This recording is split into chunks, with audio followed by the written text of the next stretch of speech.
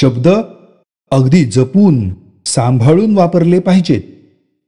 दोन शब्द समानार्थी आहेत म्हणजे कोणताही शब्द कुठेही वापरला तरी चालेल असं नाही.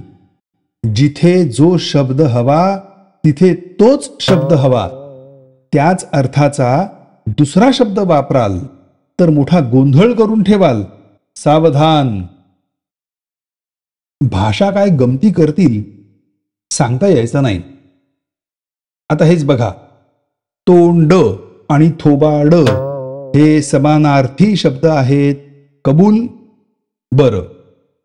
तोंडही फुटतं आणि थोबाडही फुटतं. कबूल?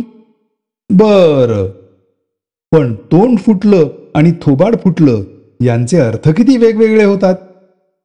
तोंड फुटलं म्हणजे कशाची तरी एखादा विषय म्हणा, वाद म्हणा, चर्चा म्हणा, कशाची तरी सुरुवात झाली. उदाहरण द्यायचं तर माधवरावांनी खर्चाचा विषय काढला आणि वादाला तोंड फुटलं. किंवा माधवरावांचा जामानिमा पाहून वेशभूषा या वेगळ्याच विषयाला तोंड फुटलं. आणि याउलट थोबाड फुटलं म्हणजे अपघात तरी झाला नाहीतर अपमान तरी. तात्पर्य काय तर शब्द सांभाळून वापरले पाहिजेत नाहीतर क्षणात अगदी अर्थाचा अनर्थ होऊ शकतो.